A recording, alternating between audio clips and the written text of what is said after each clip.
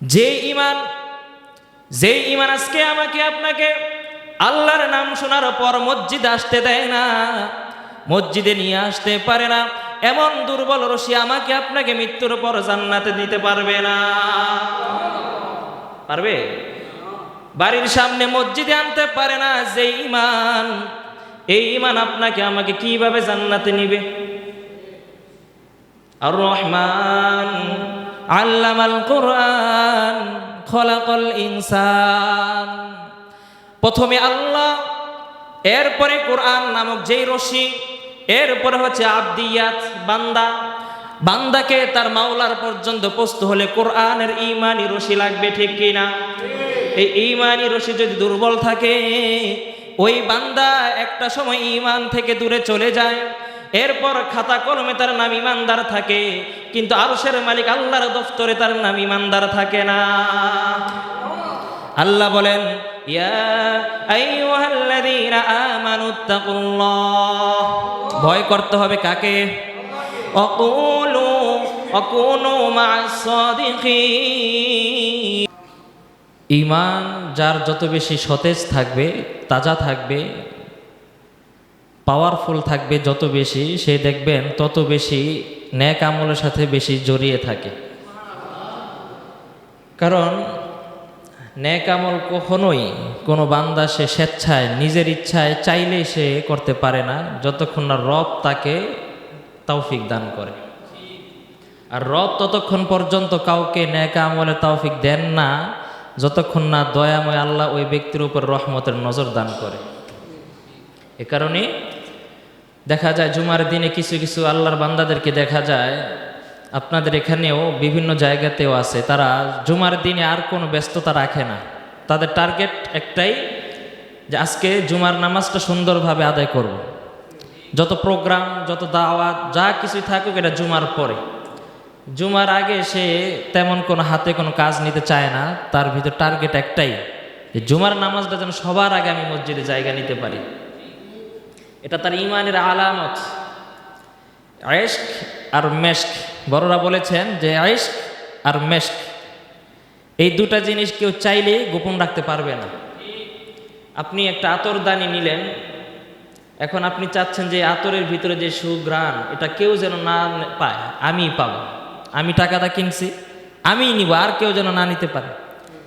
যতই ঢেকে রাখেন, বলেন তো এই সুঘ্রাণ ঢেকে রাখা সম্ভব? ঈমানের একটা দাবি হলো যে সে ঈমানি কাজ, যেই কাজ করলে বান্দার ঈমান বাড়ে, এরকম যত রকমের নেক আমল থাকবে, প্রত্যেক নেক আমলে তাকে ধরে বেঁধে রাখা যাবে না। সে যতই অসুস্থ থাকুক, যতই মাযুর থাকুক, যতই ব্যস্ত থাকুক, তার ভিতরে ঈমান যদি থাকে, ঈমানি দাবি হলো যে এশকে মাওলা, এশকে দিদারে মাওলার টানে সে ছুটে যাবে। সুবহানাল্লাহ। তাকে ধরে রাখতে পারবেন না। এই যে আপনাদের এখানে তো নজির আছে না, অনেক মানুষ দেখবেন জুমার দিনে শত ব্যস্ততা ফেলে চলে আস, এটাই হচ্ছে ইশকে মাওলা। এটাই কারণ একজন মানুষকে নেক কাজে আসার জন্য তাকে যেই মাধ্যমে তাকে নিয়ে আসা হয়, ওটা হলো একটা রশি, ঈমানের রশি। কিসের রশি? ঈমানের রশি। কেউ চাইলেই নেক আমল করতে পারে না, তাকে নিয়ে আসা হয় কুদরতি এক রশির মাধ্যমে, যে রশিটার নাম কি? ঈমানি রশি। কিসের রশি? তো আমাদের ভিতরে, সমাজের ভিতরে যে মুসলমান সমাজ, আমরা মুসলমান বাস করি, ঈমান আছে বটে, আমাদের যে রশিটা, এই রশিটা নরবরে, দুর্বল, যার কারণে রশি আমাদেরকে টেনে টেনে মসজিদ আনতে পারে না। আমাদের কাছে তখন খেলার দাম বেড়ে যায়, কাজের ব্যস্ততা বেড়ে যায়, দোকানের ব্যস্ততা বেড়ে যায়, আমাদের কাছে তখন পরিবার পরিজন, সন্তান স্ত্রীর মায়া তখন বেড়ে যায়। আজান তো মাত্র হইল, ঠিক আছে যেমন একটার পর গিয়ে বয়ান ধর্মনে। এই যে এই মন মানসিকতা প্রমাণ করে যে তার ঈমান আছে, তবে ঈমানের রশিটা কি? দুর্বল। ওয়াতাসিমু বিহাবলিল্লাহি জামিআন ওয়া লা তাফাররাকু। ঈমানি যে রশি, আল্লাহ পাকের পর্যন্ত পৌঁছার জন্য যে তাওহীদের যে রুজু রয়েছে, এটা যদি বান্দার দুর্বল থাকে, তখন ওই রশির মাধ্যমে ও ঈমান দিয়ে সে মসজিদে আসতে পারে না।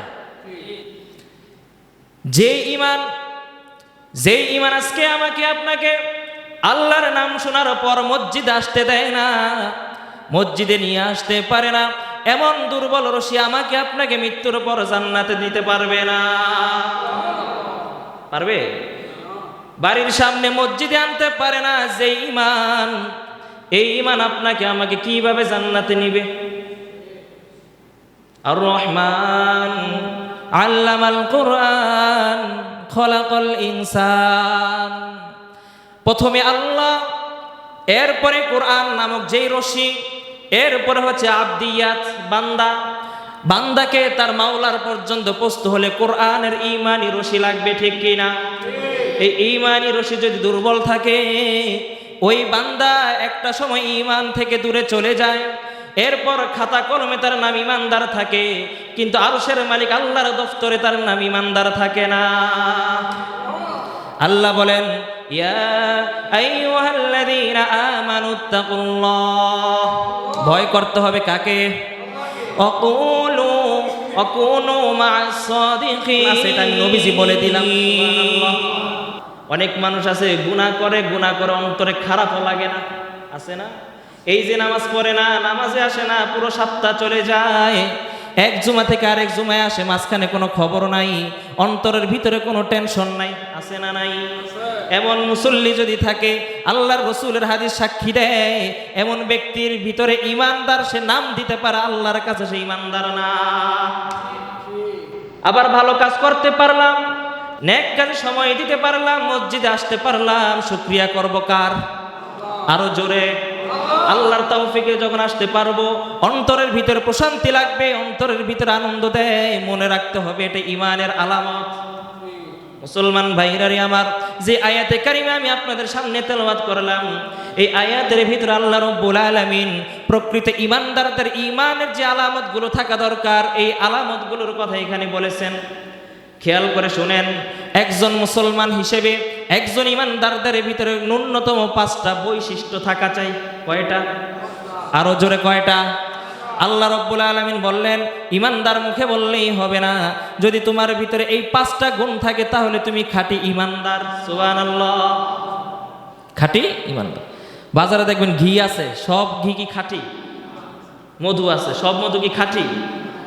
কিন্তু মানুষ খাঁটি মধু খুঁজে কিন্তু পাওয়া যায় না, ঠিক না? আপনি আপনার ছেলেকে বিয়ে দিবেন, বাজারে মেয়ের অভাব নাই, বিয়ের সময় দেখা যায় ভালো মেয়ে পাওয়া যায় না, আছে না নাই? আবার সমাজে অনেক পোলাপানের অভাব নাই, ছেলের অভাব নাই, কিন্তু মেয়ের যাওয়ার সময় কোনো ছেলে পাওয়া যায় না। বাস্তব না অবাস্তব? ঈমানদার আমাদের সমাজে অনেক আছে, কিন্তু খাঁটি ঈমানদার খুঁজে পাওয়া যায় না। খাঁটি ঈমানদার হতে হলে কয়টা গুণ? আরো জোরে। 5টা গুণ। গত সপ্তাহের 6টা গুণ মনে আছে কারো? গত সপ্তাহে ঈমান এক মুসলমান আর এক মুসলমানের উপর যে হক, কয়টা? 6 হক। কয় হক? 6 হক মনে আছে? কি শুনাইতে পারবেন 6টা হক সংক্ষেপে? বুঝলা গেছেন না? তা আদায় করবেন কেমনে আপনি? হ্যাঁ, এই হকের লেগে তো ধরবো আমি না কই যে নামাজ পড়লে মুসলমানিত্ব না? শুধু নামাজ, রোজা, হজ, যাকাত, কোরআন তেলাওয়াতের ভিতরে ইসলাম, ঈমান সীমাবদ্ধ না। এগুলোর সাথে আরো কিছু আনুষঙ্গিক শাখা প্রশাখা আছে, ঠিক কিনা? এগুলোর জন্যই কিন্তু আটকাই দিবার লাই। মুসলমানের হক যদি আদায় না করেন, একজনের হক মাইরা যদি কবরে যান, শান্তি পাইবেন নি। আল্লাহ বলে, বান্দা তোমাদের উপরে 2টা হক দিয়ে দিলাম। কয়টা? 1 নাম্বার হক হলো হুকুকুল্লাহ, আল্লাহর হক। 2 নাম্বার হলো হুকুকুল ইবাদ, বান্দার হক। এরপর আল্লাহ রাব্বুল আলামিন বলেন, ও বান্দারে, তুমি সারাটা জীবন নামাজ পড়ো নাই, রোজা রাখো নাই, হজ করো নাই, উমরা করো নাই, সদকা করো নাই, যাকাত দাও নাই, এগুলো সব কিছু আমি আল্লাহ রাব্বুল আলামিনের সাথে সংশ্লিষ্ট। আমি আল্লাহ পাকের হক। যদি তুমি ঈমান যদি সঠিক থাকে, শিরিক যদি না করো, কুফরি যদি না করো, এই অবস্থায় গুনাহ নিয়ে যদি আসো, আমি আল্লাহ পাক চাইলেই আমার হকের কারণে আমি তোমাকে মাফ করে দিতেও পারি। কিন্তু বান্দারে সাবধান সাবধান, হুকুকুল ইবাদ যেটা আছে বান্দার হক, যদি তুমি একটা পয়সা নষ্ট করে আসো, আর যদি তুমি শহীদ হও আল্লাহর রাস্তায় জিহাদ করে করে, তুমি জিহাদের ময়দানে যদি তুমি শহীদ হয়ে যাও, আর ওই যে আরেকজন বান্দার একটা টাকা হক তুমি নষ্ট করলা, ওই বান্দা যতক্ষণ না মাফ করবে আমি আল্লাহ ততক্ষণ তোমাকে মাফ করব না। মাফ করবে? কি বলছি, শহীদ যদি হয়, অথচ জানেন শহীদের গুনাহ মাফ, ঠিক না? শহীদকে আল্লাহ শহীদি মর্যাদা দান করে, কিন্তু এই হাদিসের ভিতরে আল্লাহ বলেন যে শহীদও যদি হও, একটা টাকা একটা পয়সা বা ন্যূনতম যদি অন্য কোনো বান্দার হক নষ্ট করো, তাহলে কিন্তু আমি আল্লাহ মাফ করব না। এই জন্য মুসলমান হয়ে আরেক মুসলমানের হক আদায় করতে হলে হকগুলো জানতে লাগবে না? 6টা হকের কথা বলছিলাম, ইউটিউবে আছে, সার্চ দিবেন। গত সপ্তাহে বলেছিলাম 6টা হকের কথা মুসলমান, এগুলো বলতে গেলে আজকে আলোচনা করতে পারবো না। তাহলে আজকে আলোচনা হলো ইমানদারদের গুণ থাকতে হবে কয়টা? 5টা। ইন্নামাল মুমিনুনা আল্লাযীনা ইযা যুকিরাল্লাহ ওয়াজিলাত কুলুবুহুম। 1 নাম্বার ইমানদারের ভিতরে ঈমানি গুণ যেটা থাকতে হবে সেটা হলো প্রকৃত ইমানদারের সামনে যখন আল্লাহর নাম নেওয়া হবে সাথে সাথে অন্তরটা থরথর করে কাঁপবে। ওয়াজিলাত কুলুবুহুম, যখন ওই ইমানদারের সামনে আল্লাহ রাব্বুল আলামিনের নাম উচ্চারণ করা হবে, তার কর্ণকুহরে তার এই কানের ভিতরে যখন আমি আল্লাহ রাব্বুল আলামিনের নামের ধ্বনি যখন কানে প্রবেশ করবে, সাথে সাথে অন্তরটা ভয়ে থরথর করে কাঁপতে থাকবে। ওয়াজিলাত কুলুবুহুম, ওয়াজিলাত কুলুবুহুমের ব্যাখ্যায় 2টা ব্যাখ্যা আসছে তাফসিরের ভিতরে। 1 নাম্বার হলো অন্তরটা ভয়ে থরথর করে কাঁপবে। 2 নাম্বার হলো আল্লাহ পাকের ইশকে, আল্লাহ পাকের মহব্বতে সে পাগল হয়ে যাবে। আল্লাহর মহব্বত সব দিয়ে দিবে, আল্লাহর মহব্বতে সব কি দিয়ে দিবে। ওয়াজিলাত কুলুবুহুম, ইমানদারদের যে গুণ, আল্লাহর নাম শুনলে অন্তরটা থরথর করে কাঁপতে থাকবে। আজকে সমাজের ভিতরে 5 ওয়াক্ত আল্লাহর নাম মাইকে নেওয়া হয় কি হয় না? কয়জন মানুষ পাগল হয়ে মসজিদে আসে দেখেন দেখি, কয়জন আসে?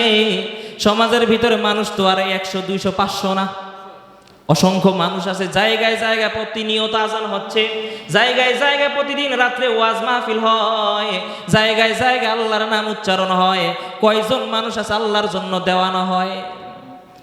সবাই তো আমরা ইমানদার, খাতা কলমে ভোটার আইডি কার্ডে ইমানদার। জগৎ বিখ্যাত একজন মুহাদ্দিস ছিল হযরত আব্দুল্লাহ ইবনুল মুবারক রাহমাতুল্লাহি আলাইহি, অনেক বড় একজন জগৎ বিখ্যাত মুহাদ্দিসুদ দাহার যাকে বলে, জমানার সবচেয়ে বড় মুহাদ্দিস, হাদিসের হাফেজ তিনি ছিলেন। নাম কি? নাম কি? আব্দুল্লাহ ইবনুল মুবারক। নাম কি? কথা বলেন। আব্দুল্লাহ ইবনুল, আরে ভালো লোকদের নাম নিলেও একটা মহব্বত ভালো লোকদের সাথে হয়। নায়ক নায়কের নাম নেই, খেলোয়াড়দের নাম নেই, কষ্ট লাগে না, মহব্বত নিয়ে আনি, গর্ব করে করি।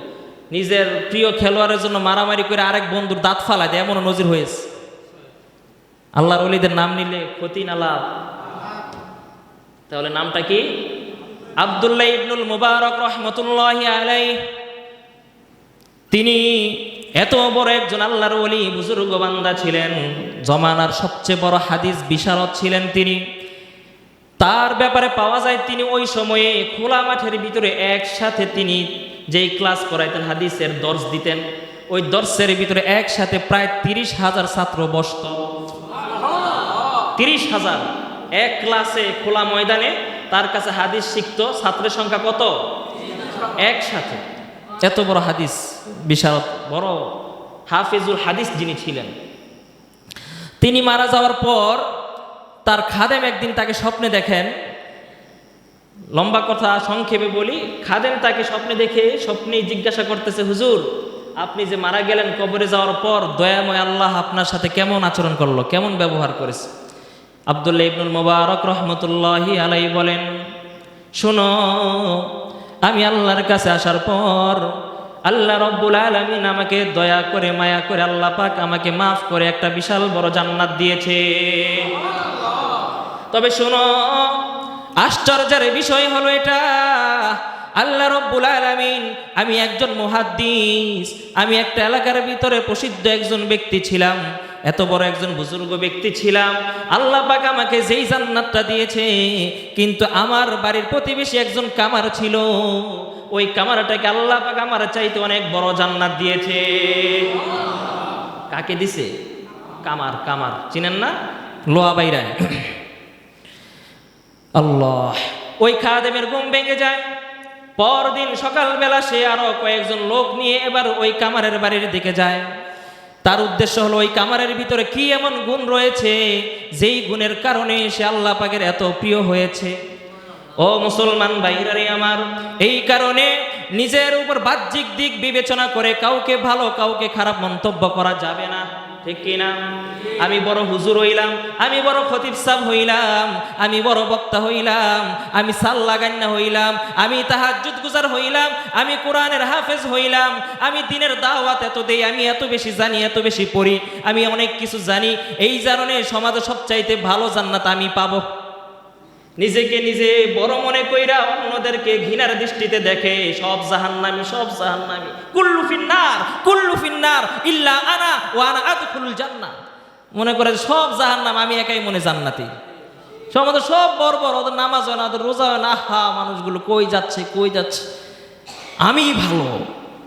এই যে আমিত্ব, নিজের ইবাদত, নিজের জ্ঞান, নিজের শিক্ষা, নিজের মেধার উপরে এই যে অহংকার, তাকাব্বুর, একজন মানুষের সমস্ত আমলগুলো বরবাদ করে দেয়। হাবিতাত আমালুহুম, এর আমলগুলো আল্লাহ পাক ধ্বংস করে দিবে। ওই ব্যক্তির মাঝে আর ইবলিসের ভিতরে কোনো পার্থক্য নাই। ইবলিস এত বড় আল্লাহর ওলি ছিল, বুজুর্গ ছিল, আপনি আর কয়দিন আল্লাহরে সিজদা করছেন মিয়া? তাফসীরের ভিতরে পাওয়া যায়, তাফসীরে বাইজাবির ভিতরে আসছে, ইবলিস আজাজিল, যিনি মুআল্লিমুল মালাইকা, ফেরেশতাদের শিক্ষক ছিল, সর্দার ছিল, অথচ ইবলিস কিন্তু ফেরেশতাদের জাত থেকে না, ইবলিসের জাত হলো জিন্নাতদের থেকে। জানেননি আপনারা? ইবলিস কিন্তু ফেরেশতা না, ইবলিস কি? জিন্নাত। জিন্নাতদের ভিতরে থেকে আল্লাহ পাক তাকে এত মর্যাদা সম্মান দিয়েছে, এক সময় ফেরেশতাদের সর্দার তাকে বানিয়ে দিয়েছিল। কেন? তাফসীরের ভিতরে পাওয়া যায়, ইবলিস আল্লাহ রাব্বুল আলামিনের এত বেশি ইতাআত করেছেন, এত বেশি আনুগত্য প্রকাশ করেছেন, এত বেশি সিজদা দিয়েছেন, তিনি বলেছেন যে জমিনের ভিতরে 1 ইঞ্চি জায়গা বাকি নাই যেই জায়গা ইবলিসের কপালে সিজদা নাই। লক্ষ লক্ষ কোটি কোটি বছর ইবলিসের কোনো খাইতে হয় না, ঘুমাইতে হয় না, তার কোনো হাজত নাই, পায়খানা পেশরাব নাই, সব সময় সে আল্লাহ পাকের ইবাদতে শামিল ছিল। লক্ষ লক্ষ কোটি কোটি বছর ইবাদত করার পর যখন ভিতর অহংকার চলে আসলো, আনা খায়রুম মিনহু ওয়া আনতা খলাকতানি মিন নার ওয়া খলাকতাহু মিন তিন, আল্লাহ বলো ইবলিস আদমকে সিজদা কর। সমস্ত ফেরেশতাগুলো আদমকে সিজদা করলো, একজন দেয় নাই, নাম কি তার?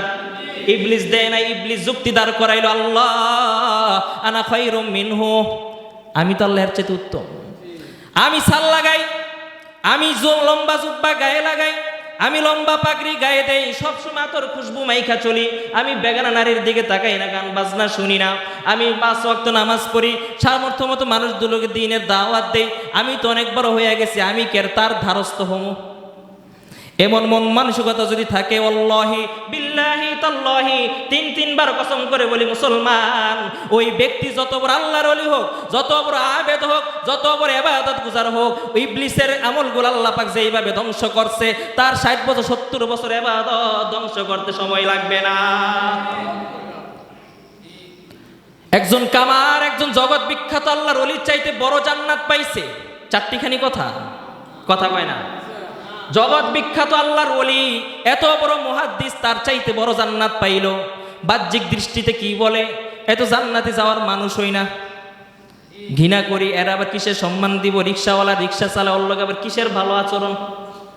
রিক্সাওয়ালা, রিক্সা মামা আসো, ভালো আচরণ নাই। ওই রিক্সা চালা, ওর লগে আবার কি ভালো আচরণ করব? আছে না এমন? কথায় কথায় রিক্সাওয়ালা মামার গালের ভিতরে দিয়া দে থাপ্পড়। বাবার বয়সী, নানার বয়সী বৃদ্ধ মানুষগুলোকে সম্মান বোধ করবে তো দূরের কথা, গায়ের শক্তি, অহংকার, অহমিকার কারণে এক সময় রিক্সাওয়ালা মামার গালের ভিতরে থাপ্পড় দেয়। এমন বেয়াদব যুবক সমাজ আছে না নাই? আল্লাহ পাক এই লোকটাকে কি বিশাল জান্নাত দিল। এবার পরের দিন লোকের এবার ওই যে ওই কামারের বাড়িতে আসলো, আয়েশা বলতেছে, ও মা, তোমার স্বামীর এমন কি গোপন আমল রয়েছে বলো, যে আমলের কারণে আল্লাহ পাক তাকে জমানার বড় মুহাদ্দিসের চাইতে বড় জান্নাত দিল। মহিলা কয়, হে মিয়া, কি ফাউল কথা কবেন, আমার জামাই সারাদিন লোহা বাইরে, তোর আবার কি আমল থাকবো, জানি না হ্যাঁ কি আমল করতো, এর কিছু নাই, ঠাট্টা করে আমার লগে যাও। মহিলা তো আবার তো স্ত্রী, দেখবেন যে যত বড় এলাকা বাহিরে পাওয়ারফুল সম্মানী ব্যক্তি থাকুক না কেন, ঘরে বউয়ের কাছে সম্মান নাই। কিন্তু ওই যুগের আরেকটা ঘটনা বলি, ওই যুগের একজন বড় ওলি ছিলেন ইব্রাহিম রাহওয়াই। ইব্রাহিম রাহওয়াই একজন আল্লাহর ওলি ছিলেন। তো তিনি অনেক বড় আল্লাহর ওলি ছিলেন, ঘরের ভিতরে স্ত্রী খালি খেট খেট করতো।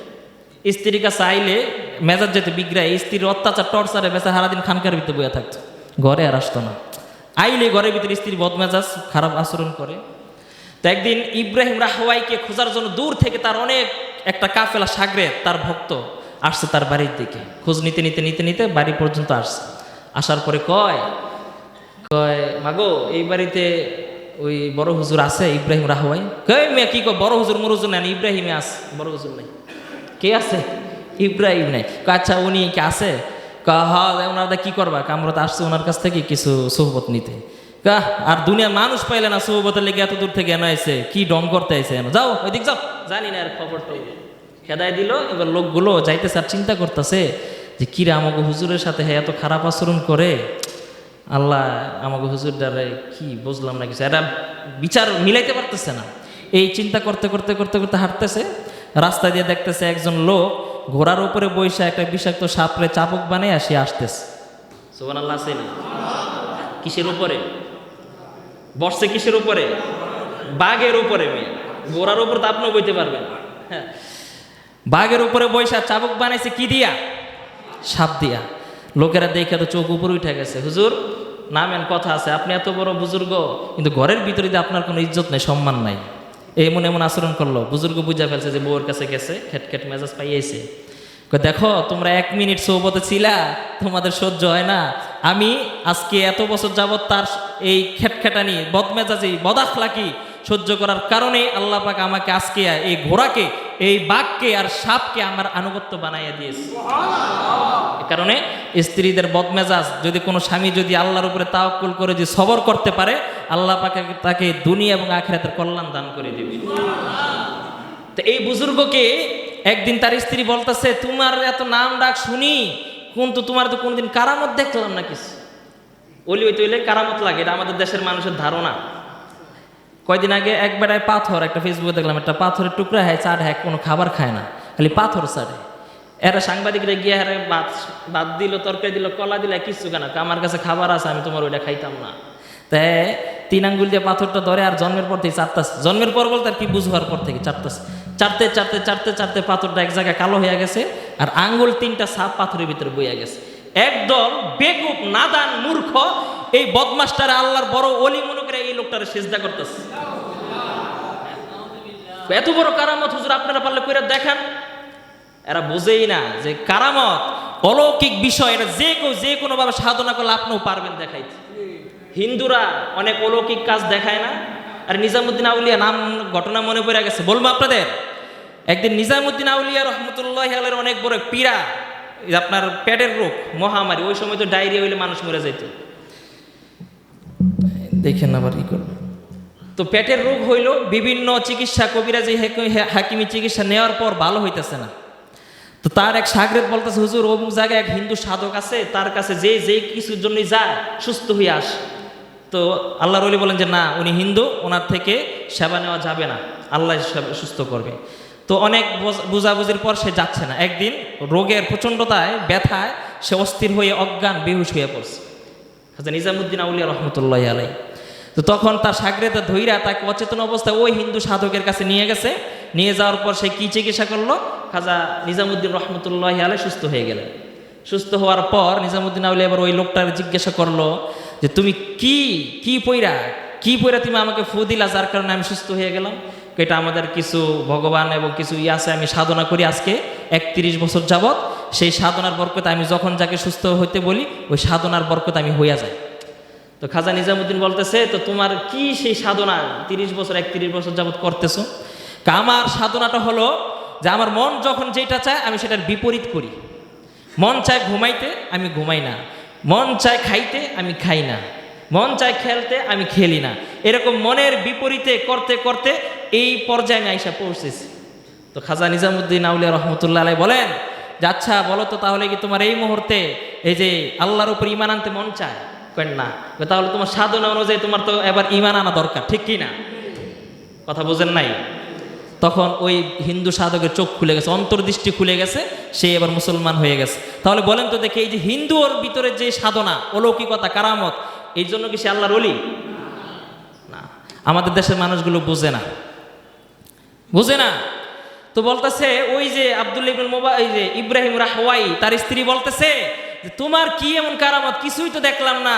আজকে দেখলাম ওই যে কত, তুমি যদি পারো তাহলে এই পাখির মতো জায়নামাজ দিয়া আকাশ দৌড়াজ দেখাও তো দেখি, কত বড় কঠিন কাজ। তো ইব্রাহিম রাহওয়াই তিনি আল্লাহর ওলি মানুষ গেছে খানকায় তালিম তরিবত দিতে, কোনো কাজে সে আবার ওই জায়নামাজ দিয়ে বউ যেটা দেখতে চাইছে ওটা বউরে দেখাইছে। রাত্রিবেলা যখন ঘরে আসছে বউরে বলতেছে, বউ আজকে কি বাড়ির উপর দা কিছু দেখছো? আমি দেখছি একটা বড় বুজুর্গ আল্লাহর ওলি, সে তো দেখলাম জায়নামাজ দিয়া কত সুন্দর করে উড়া গেল, তুমি জানি না কি করবা, তুমি এগুলি পারতা মারতা না, বাদ দাও। ইব্রাহিম রাহওয়াই কয়, বউ এটা তো অন্য কেউ না, এটা তো আমিই ছিলাম। স্ত্রী কয়, ও এর লেগে দেখছি জায়নামাজ একটু ব্যাহা হইয়া গেছে। কি হয়ে গেছে? ব্যাকা হইয়া গেছে। তার মানে আপনি যতই মর্যাদার অধিকারী হন না কেন, স্ত্রীর কাছে আপনি কিছুই না, ঘোড়ার ডিম, ঠিক না? তো ওই যে আব্দুল্লাহ ইবনে মুবারক রাহমাতুল্লাহ আলাইহি যে কামারের কথা বললেন, ওই কামারের স্ত্রী কয় এর ভিতরে আমি কিছুই দেখি নাই, এই করতে গেছি জান্নাত পাইবে, জান্নাতে যাইবে কিনা এটা তো সন্দেহ। তো বলতেছেন, মা আপনি আর একটু চিন্তা করেন, দেখেন একটু ভাবেন কি আছে। কিছুক্ষণ পর ওই কামারের স্ত্রী ওই লোকগুলোকে এবার জবাব দেয়, বলে বাবা আমার স্বামীর ভিতরে 2টা গুণ ছাড়া আমি আর কোনো গুণ দেখি না। কয়টা গুণ? আরো জোরে, কয়টা? 2টা গুণ ছিল।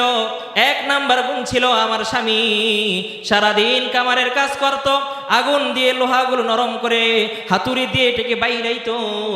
আর যখন এই বাইরাইতো আমার স্বামী যখন হাতুড়ি যখন তুলতো ওই অবস্থাতেই যদি আল্লাহর নাম যদি শুনে যায়, কার নাম?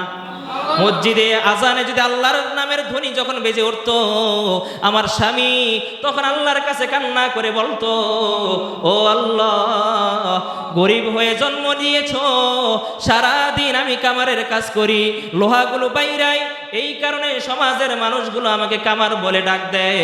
ও আল্লাহ দুনিয়ার মানুষ আমাকে কামার বলুক, আমার দিলে কোনো কষ্ট লাগে না গো আল্লাহ, কিন্তু হাসরের পরও কি তুমি আমারে কামার বইলা ডাক দিবানি আল্লাহ? হাসরের পরে তুমি আমাকে হাসরের দিনে বিচারের দিনে তুমি আমাকে কামার বইলা ডাক দিও না।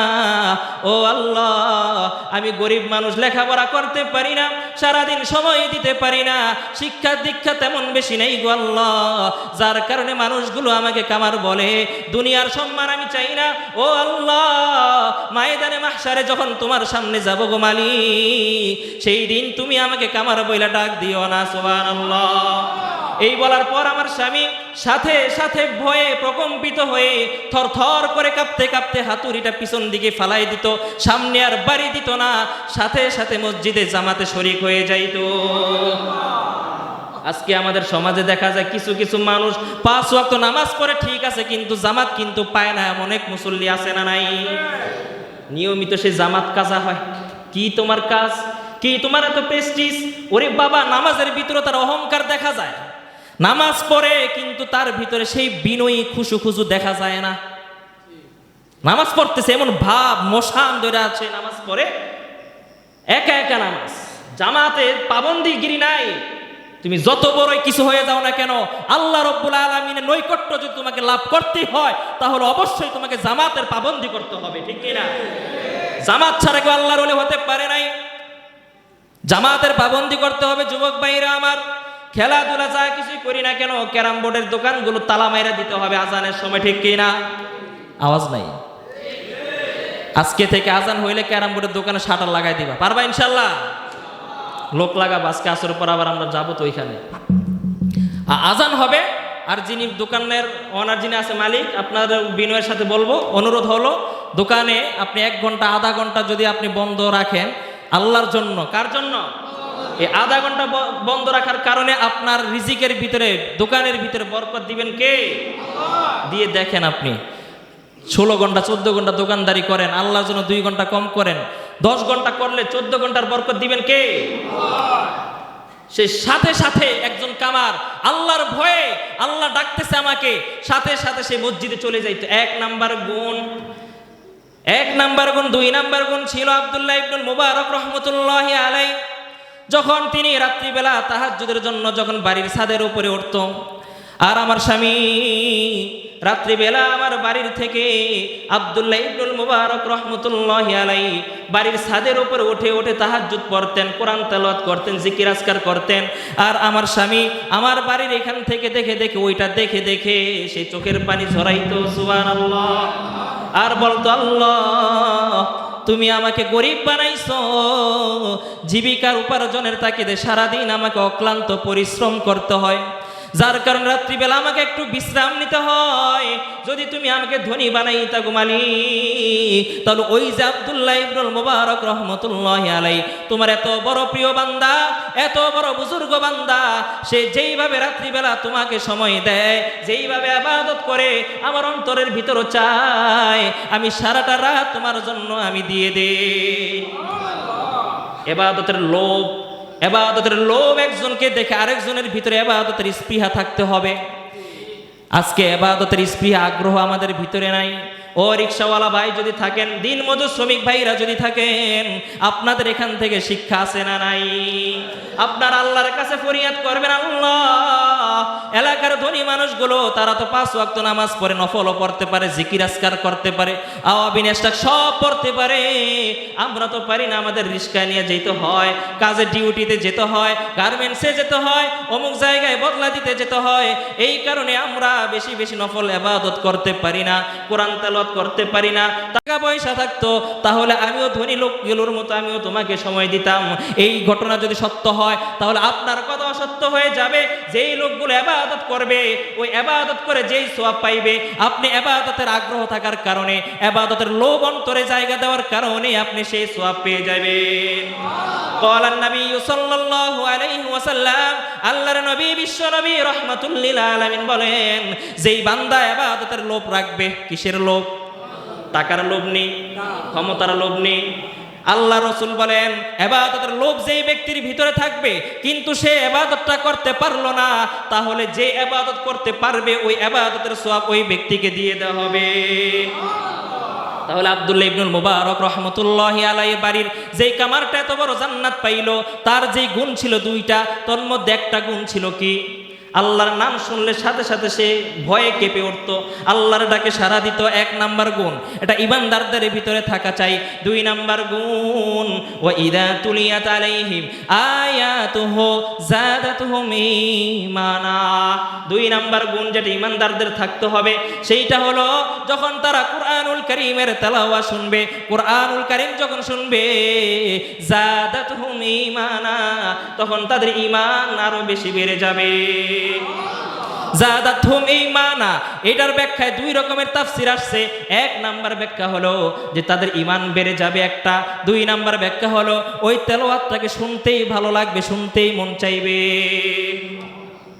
আমাদের আজকে গান শুনতে ভালো লাগে, সারা রাত এমন যুবক আছে ঘুমের সময় কানের ভিতরে হেডফোন, ঘুমায় যায়, সকালে উঠে দেখে হেডফোন। তার দিন শেষ হয় গান দিয়া, আবার পরের দিন শুরু হয় গান দিয়া। বলেন তো ওই যুবক যত টাকা পয়সা ইনকাম করুক না কেন, যত সার্টিফিকেট ডিগ্রি অর্জন করুক না কেন, ওই যুবকের জীবনে বরকত থাকবে না, থাকবে না। জীবন যদি বরকতময় সুখময় জীবন যদি পেতে হয়, দিনটা শুরু করতে হবে কার নামে? গান শুনে। কোরআন তেলাওয়াত ভালো লাগে না, ফেসবুকে সারাদিন স্ক্রল করে গান মান আসলে নাচানাচি আসলে দেখে, যখন কোরআন তেলাওয়াত হুজুর ওয়াজ আসে এটা টানতে জায়গা ভাল লাগে না তার কাছে। কোরআনের স্বাদ নাই, মজা নাই।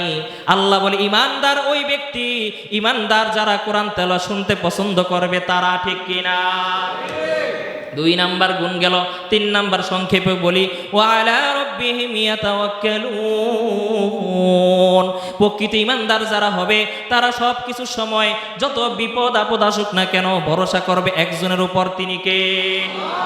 ওয়া আলা রাব্বিহিম ইয়াতাওয়াক্কালুন, আল্লাহর উপরে ভরসা করবে। আজকে অনেক মানুষ আছে, বর্তমানে একটু কমছে। আমাদের ছোটবেলায় দেখেছি অনেক ছাত্র ভাইদের বাবারা বলতো, আমাদের সাথে পড়ালেখা করতো না, তো অনেক ছাত্রের বাবারা বলতো, হুজুর পোলাটারে দিয়ে গেছি কয়টা দিন পড়ুক, একটু বড় সড়ো হোক, বিদেশে পাঠাই দিন। তো হুজুর বলতো, বিদেশে পাঠাইবেন কে? গো হুজুর, তো এই মাদ্রাসায় পড়ে কি সংসার চলবো? মাদ্রাসায় পড়ে খাইব কি? হুজুর হইয়া খাইব কি? আগেরকার মানুষ এটা বলতো বেশি, এখনো কিছু কিছু বলে, ঠিক কিনা? হুজুররা খাইব কি, এই দিন শেষ। এখন হুজুররা বলে আমরা খাই না, খাবার পাই না। মিয়া, হুজুরদেরকে সম্মানজনক রিজিক দিয়েছেন কে? আপনারা কেমন হুজুর, আপনারা তো পরের বাইত খান, টের পান না। পরের বাইত খায় না হুজুররা, পরের বাইত আপনারা জোর করে নেন। যদি না যায় তখন আপনারা রাগ করেন। রিজিকের মালিক কে? রিজিক দুই রকম, একটা হলো অসম্মানের রিজিক, আর একটা হলো সম্মানের রিজিক। অসম্মানের রিজিক কোনটা? মাহফিল দিয়েছেন, মাহফিলের সভাপতিরে এবার আপনারা দাওয়াত করলেন, বড় একজন সভাপতি, ওয়ার্ড সভাপতিরে দিলেন মাহফিলের সভাপতি একা আসে নাকি লগে 5-10 জন নিয়ে আসে? কথা কয় না, কয়জন? সভাপতি যিনি আসে, প্রধান অতিথি যিনি আসে, একাই আসে না আরো লগে নিয়ে আসে? তাই এবার আপনি সভাপতির জন্য যে খাবারের ইন্তজামগুলো যেগুলো করছেন, তো সেগুলো আপনি সভাপতির জন্য করছেন, ঠিক না? তো সভাপতির লগে যে 10-20 জন আসলো চেলা চামচা, এদের জন্য তার করেন নাই। তো মানুষগুলো খাবার দেয় ঠিকই, সভাপতির খাতিরে দেয়, আর মুখে মনে করে এটা আইছে, এটা না করছে, এতগুলো আন দরকার কি নেই, একটু দিয়া সাইরা কোনো রকমে বিদায় করে, ঠিক না? কিন্তু এটাও একটা রিজিক। আর একটা রিজিক, হুজুরদেরকে আনালেন, দাওয়াত দিয়া পোস্টারে বড় করে নাম দিলেন, আবার সুন্দরভাবে আপ্যায়ন করলেন, 30 রকম 40 রকম আইটেম দিয়ে খাওয়াই দিলেন। হুজুর নেন মাথাটা খান, নদীর চিংড়ি, কত সুন্দর সুন্দর খাবার খাওয়াই দেন। খাওয়াই দেওয়ার পর আবার সাকে গাড়িতে তুললা দেন, গাড়িতে তোলার পর আবার হাতে মুঠের ভিতরে হাদিয়াও দেয়, ঠিক কিনা? এটাও একটা রিজিক। আগেরটাও রিজিক, কোনটা সম্মানের? হুজুরেরটা। কারটা? আল্লাহ রাব্বুল আলামিন বলেন, ওয়াতাওয়াক্কাল আলাল্লাহ ফাহুয়া হাসবু, যে ব্যক্তি আমি আল্লাহ রাব্বুল আলামিনের উপরে ভরসা করে জীবন চলবে, ওই ব্যক্তির জন্য আমি আল্লাহ একাই যথেষ্ট হয়ে যাব। চাকরি করব ঠিক আছে, কিন্তু চাকরি যে আমার একমাত্র রিজিক দিবে এটা নয়। ব্যবসা করব ঠিক আছে, কিন্তু ব্যবসায়ী যে আমাকে একমাত্র রিজিক দাতা এটা নয়। আমি মানুষের সাথে সাথে চলবো, মানুষের সাথে চললে আমার জীবনের একটা নিরাপত্তা হবে, ঠিক আছে, কিন্তু মানুষ ছাড়াও আমাকে নিরাপত্তা যিনি দেন তিনি কে? ওয়াতাওয়াক্কাল আলাল্লাহ ফাহুয়া হাসবু। 3 নাম্বার গেল, আছে বাকি কয়টা? আরো আছে কয়টা? ইমানদার হইতে চাননি? এই ইমানদার হইতে চান? তাহলে এই 2 গুণ শোনার জন্য আগামী জুমায় সবার আগে আইবেন। হ্যাঁ, এই 2 গুণ যদি না শুনেন তাইলে কিন্তু ইমানদার শেষ। হ্যাঁ, শুক্রবারে নামাজ পড়তাই আমি, হুজুর আমি তো ইমানদার। হ্যাঁ, ঈদের নামাজ সবার আগে আগে যাই, ঈদগায় সবার আগে যাই, আমি ইমানদার। রমজানে 30 রোজা রাখি, আমি ইমানদার না। 3টা গুণ গেল। 1 নাম্বার গুণ যে আল্লাহর নাম শুনলে ভয়ে প্রকম্পিত হয়ে যাবে, দুনিয়ার কোনো কিছু ভালো লাগবে না, সাথে সাথে আল্লাহর ডাকে সাড়া দিতে হবে। 2 নাম্বার গুণ, কোরআনের তেলাওয়াত শুনলে অন্তরে মজা লাগতে হবে। মজা এমনি এমনি লাগবে না। যারা সারা দিন রাত 24 ঘন্টা গান শুনে হঠাৎ করে কোরআন তেলাওয়াত ভালো লাগবে না, এই কারণে আস্তে আস্তে আস্তে আস্তে, ঠিক কিনা? 2 নাম্বার গুণ। 3 নাম্বার গুণ হলো ভরসা করবে, তাওয়াক্কুল করবে কার উপরে? এই 3টা বাকি আছে কয়টা? এই 2টা বাকি আছে কয়টা?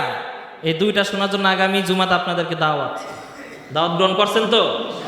আল্লাহ তাআলা আমাদেরকে আমল করার তৌফিক দান করেন। ওয়া আখিরু দাওয়ানা আলহামদুলিল্লাহ।